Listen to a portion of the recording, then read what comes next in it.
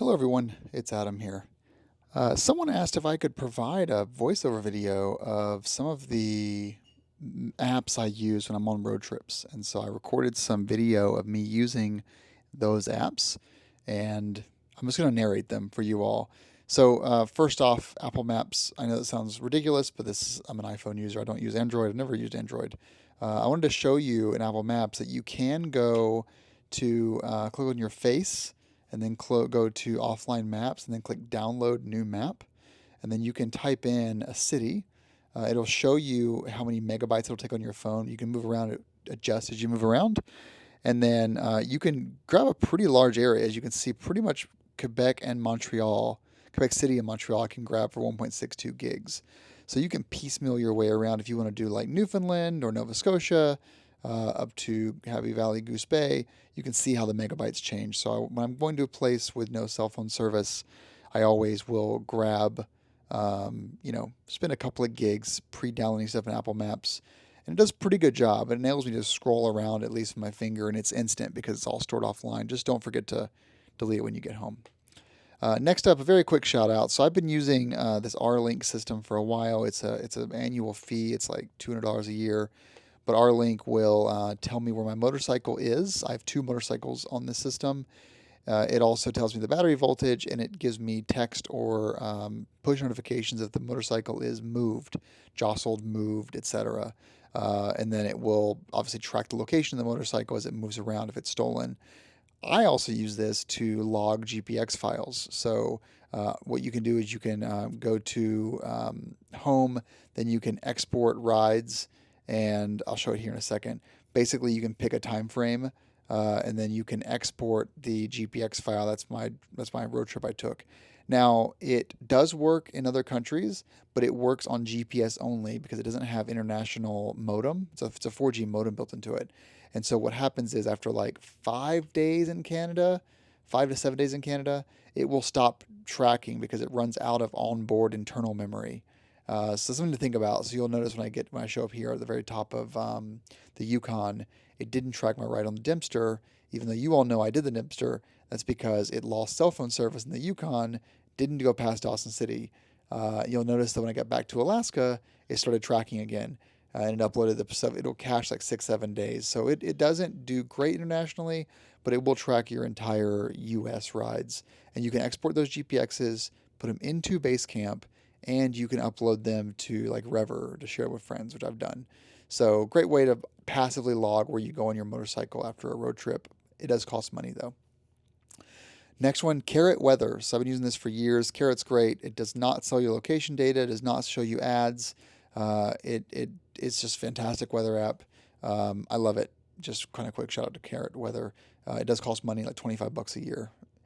Next one is On the Way. So I use this extensively on road trips. So usually every morning I wake up and I pick where I'm going that day, and then I will then leverage that. It does cost money, $30 a year, $25 a year, but I have a lifetime that I bought years ago for like $20. So I guess I got grandfathered in. But basically, Weather on the Way does what it says. You can choose hiking, bicycling, or of course motorcycle.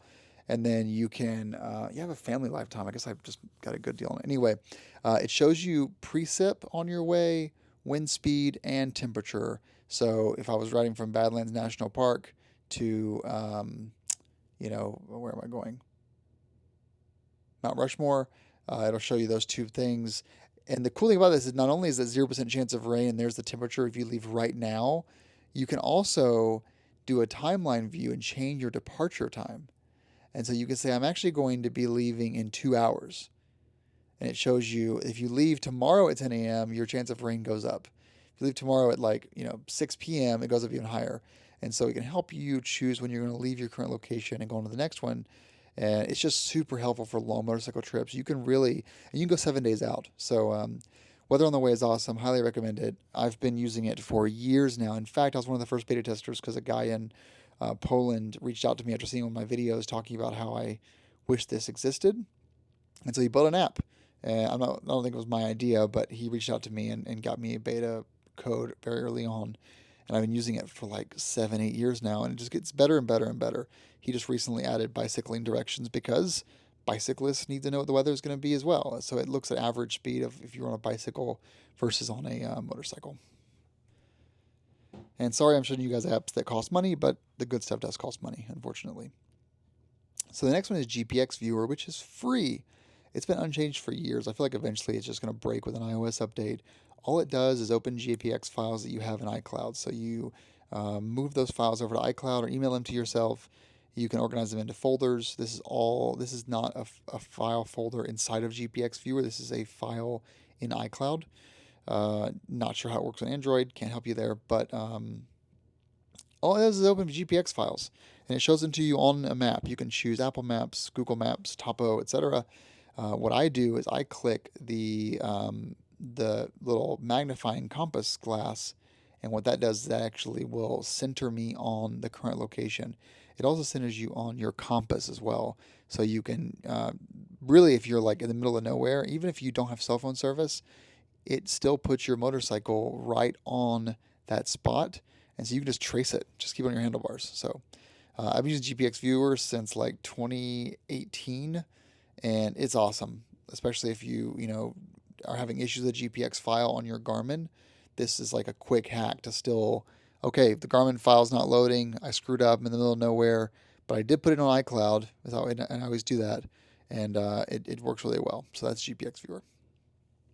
What else? What else? So bunch here. I guess I'll show you guys just a quick kind of shout out to TomTom's GoRide. I used to work for TomTom, so shout out to TomTom. This requires internet connection, but it is motorcycle-specific GPS navigation. And so you say you want to drive to Mount Washington Auto Road from Lebanon, New Hampshire, and it's going to give you that route. The cool thing about this, and now you do have to be online. If you lose cell phone service, it'll keep you going for a little while, but you can't navigate without it. But you have the fastest route, thrilling or super thrilling, and all it is just adding in more and more windy roads. They recently added a feature where you can avoid unpaved roads, which is great. They used to not have that, and so in New Hampshire, Vermont, you were going to be on unpaved roads. And you'll see there if you unclick the unpaved roads, it'll give you a different route. So pretty cool. It's a great way, honestly. I just like, if I had to be at a friend's house tonight, across the state, and I just want to take a fun ride and not have to hop into base camp or do anything on my Garmin or avoid parts of my route or look at a map, this is a really easy way to find interesting, fun roads and still get your destination, and it tells you how long it's going to take. So big shout out to TomTom for making a motorcycle-specific application. Also, speaking of TomTom, I keep the TomTom app on my phone. This requires a subscription, but again, I worked there, so I'm a beta tester, so I don't have to pay for it. But what you can do with TomTom is you can pre-download all of North America, which I do. And so it updates every month or so. It's a 12 gig file up to date once a month to update all of North America. But on a trip like I just did, when I have an issue with the Garmin, and by the way, same thing with the BMW Connected app as well, you can also pre-download all the maps because BMW Connected is a TomTom app. I should have said that initially. So I have the maps downloaded to my TFT system via this app, as well as to my iPhone via the TomTom app. But having all those maps offline is essential for me to feel confident I won't ever get lost. And yes, I could just bring a paper map. This is an app called OpenSky. So what this does, if you're a drone operator, it tells you, hey, location, here's where you are. You're in the White Mountain National Forest. Here's the restrictions in your area. And it has everything the FAA basically says is, fine or not fine, including just getting pre-authorization. So you might be in range of a tower, a takeoff or landing area for a tower, but you can call ATC. You can also ask for approval in the app here if you have your serial number of your drone. And if auto approval is not available, you have to call the tower, and it's usually pretty easy to do. And they might give you a height restriction or a heading, but just follow the rules and you'll be fine. And then of course it tells you, hey, you're in the White Mountain National Forest. You can't fly there because it's drone area. So pretty cool. OpenSky, it's free, and I've had this for years. It does require internet connection though to use it. I'm going to spend a few minutes here talking about Roadtrippers. If you're not from an area, this is called Roadtrippers. If you're not from an area and you are going to be, leaving, Mount Rushmore and you're heading towards Badlands or past Badlands, or you're going to, Omaha. Roadtrippers, it costs money. I don't pay for it. I use the free version, so you can do this if you want to sign up for it. But what you do is you say, I'm starting here, I'm going there, and I want you to show me interesting things along the route. And so you can set a boundary so that basically I don't ever want to go more than 15 miles off of the fastest route. As kind of your like setting you set. You can make 50 miles if you want to. And then what it does is along your route, and you kind of pre-plan this on the iPad or the phone or on the website, and you plan on the website and then send it to your phone. What it does is it shows you along the route things that are, it could be, bars, places to camp, RV parking, shopping, or just sites and attractions. So sometimes I'll turn off everything but sites and attractions. That's my little boundary there, my like high low there off the route. And as I'm scrolling around, it shows me attractions that are right off the road to my friend's house in Watertown. And so, what's the Old Forge Arts Center, or what's the Steuben Monument? And as you scroll around, you'll find things that you may not have known that you were passing by. Like off this road, 5 minutes away, is this tiny abandoned Russian Orthodox church. You didn't know it was there. They do, because they have a whole map of all these cool, weird things. And so I find this app really, really cool when you're, just on a road trip and you want to see something neat to break up the monotony of riding.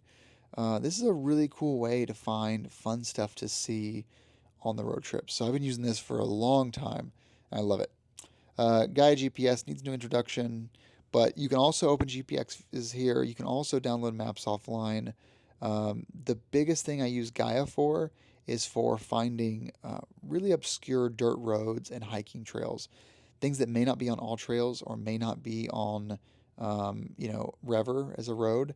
You can see it in Gaia, and when in doubt, you can also check that against the OnX OffRoad app as well. So OnX OffRoad also requires a subscription if you do anything more than just scroll around with your fingers. But you can see there you've got dotted lines for hiking, and then you've got different levels of shading for off-roads. So hey, there's a forest road that goes by Baldy Mountain, by Mason Pond, and let's go check it out. And we went and rode that road, and it was very rough, but that's a cool thing about OnX and Gaia, that you can find stuff like that. I believe this is the last one, which is Atlas Obscura.